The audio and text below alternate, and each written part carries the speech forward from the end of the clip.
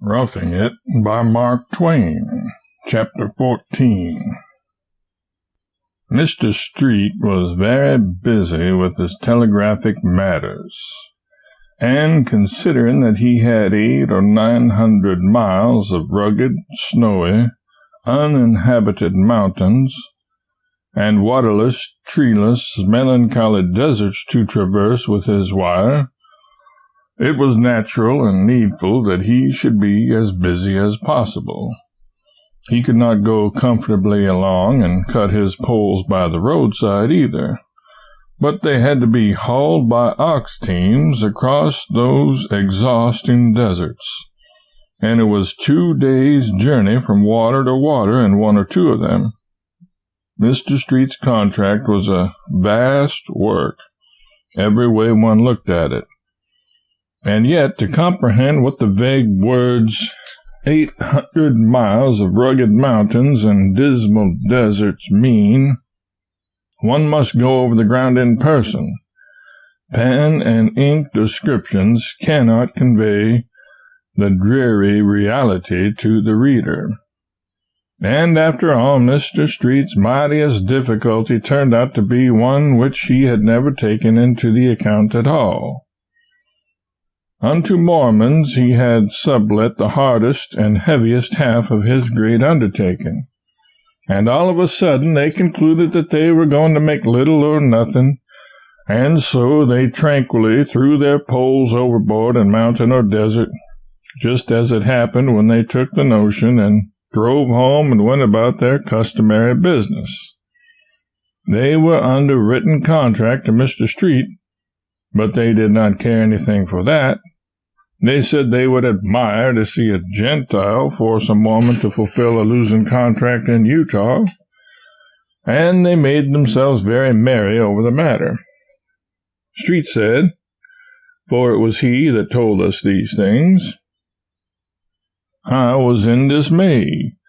I was under heavy bonds to complete my contract in a given time, and this disaster looked very much like ruin.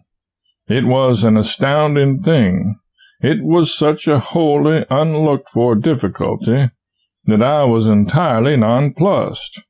I am a businessman, have always been a businessman, do not know anything but business, and so you can imagine how like being struck by lightning it was to find myself in a country where written contracts were worthless. That main security, that sheet anchor, that absolute necessity of business. My confidence left me. There was no use in making new contracts, that was plain. I talked with first one prominent citizen and then another. They all sympathized with me first rate, but they did not know how to help me. But at last the Gentile said, Go to Brigham Young. These small fry cannot do you any good. I did not think much of the idea, for if the law could not help me, what could an individual do who had not even anything to do with either making the laws or executing them? He might be a very good patriarch of a church and preacher in its tabernacle, but something sterner than religion and moral suasion was needed to handle 100 refractory, half-civilized subcontractors. But what was a man to do? I thought if Mr. Young could not do anything else, he might probably be able to give me some advice and a valuable hint or two, and so I went straight to him and laid the whole case before him. He said very little, but he showed strong interest all the way through. He examined all the papers in detail, and whenever there seemed anything like a hitch, either in the papers or my statement, he would go back and take up the thread and follow it patiently out to an intelligent and satisfactory result. Then he made a list of the contractors' names. Finally, he said, Mr. Street, this is all perfectly plain. These contracts are strictly and legally drawn, and are duly signed and certified. These men manifestly entered into them with their eyes open. I see no fault or flaw anywhere. Then Mr. Young turned to a man waiting at the other end of the room and said, "Take this list of names to so-and-so and tell him to have these men here at such and such an hour." They were there to the minute. So was I. Mr. Young asked them a number of questions, and their answers made my statement good. Then he said to them, "You signed these contracts and assumed these obligations of your own free will and accord?" "Yes." "Then carry them out to the letter, if it makes paupers of you. Go." And they did go, too. They are strung across the deserts now, working like bees, and I never heard a word out of them. There's a batch of governors and judges and other officials here shipped from Washington, and they maintain the semblance of a Republican form of government.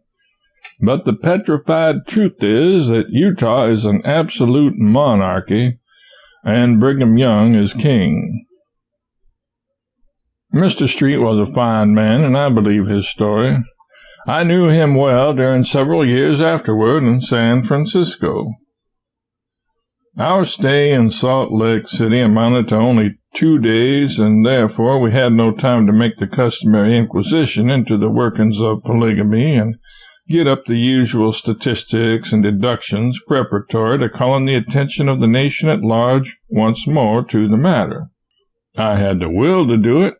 With the gushing self-sufficiency of youth, I was feverish to plunge in headlong and achieve a great reform here, until I saw the Mormon women.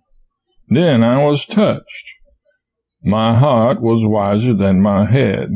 It warmed toward these poor, ungainly, and pathetically homely creatures. And as I turned to hide the generous moisture in my eyes, I said, "No, the man that marries one of them has done an act of Christian charity which entitles him to the kindly applause of mankind, not their harsh censure. And the man that marries 60 of them has done a deed of open-handed generosity so sublime that the nations should stand uncovered in his presence and worship in silence."